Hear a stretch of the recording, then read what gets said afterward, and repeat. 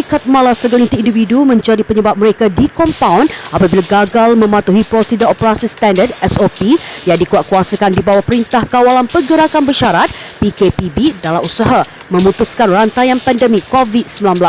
Ketua Polis Daerah Pasir Mas, Asisten Komisioner Muhammad Roy Suhaimi Sharif berkata, kebanyakan individu tersebut memahami dan tahu SOP yang perlu dipatuhi, namun mereka malas untuk berbuat demikian kerana beranggapan norma baharu sukar dilaksanakan. Antara sikap itu ialah malas memakai pelitup muka dan menulis nama pada buku kedatangan atau menggunakan aplikasi MySejahtera. Sedangkan mereka tahu perkara itu perlu dipatuhi dalam norma baharu kehidupan pada hari ini.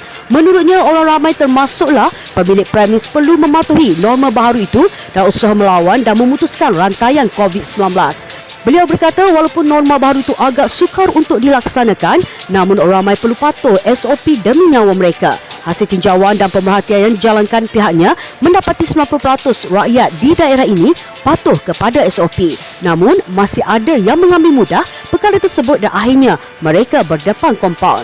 Muhammad Roy berkata sepanjang tempoh pelaksanaan PKPB pada bulan 23 November lalu hingga semalam, sebanyak 27 kompaun berkait kegagalan pematuhan SOP telah dikeluarkan oleh pihak polis bawah Akta 342. Katanya sepanjang tempoh itu juga sebanyak 25 kompaun gagal mematuhi SOP termasuklah merokok di tempat awam telah dikeluarkan oleh Jabatan Kesihatan Daerah Pasir Mas. Terdahulu Muhammad Roy turun pada meninjau operasi pematuhan SOP di premis perniagaan makanan di sekitar jajahan ini malam tadi. Operasi bersepadu itu turut melibatkan kerjasama dari Jabatan Kesihatan Daerah Pasir Mas, Majlis Daerah Pasir Mas, Angkatan Pertahanan Awam Malaysia APM Pasir Mas dan Jabatan Sukarelawan Rakyat Rela Pasir Mas. Semua yang ada kadang-kadang yang berpatuh ni yang bukan dia tak tahu, dia tahu tapi dia malas untuk nak melaksanakan benda tu kerana norma baru ni memang payah nak buat, tetapi tidak boleh tidak mesti kena ikut. Pasal inilah dia kita punya kehidupan sekarang ni.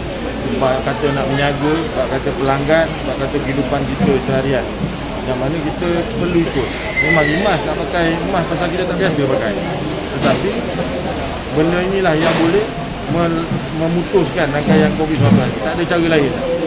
Daripada 23 hari bulan 11 lagi, tim kita telah menjalankan pembinaan dan melaksanakan penguasaan dan setakat hingga ke semalam sebanyak 197 notis pemakluman yang dikeluarkan daripada pihak Majlis Daerah Pasir Mas kepada peniaga dan sebanyak 25 kompaun yang dikeluarkan oleh Kementerian Kesihatan Pejabat di Pasir Mas yang mana meliputi ada yang melanggar SOP COVID, ada yang satu lagi adalah merokok di tempat awam di premis perniagaan, yang itu pun diberikan kompaun.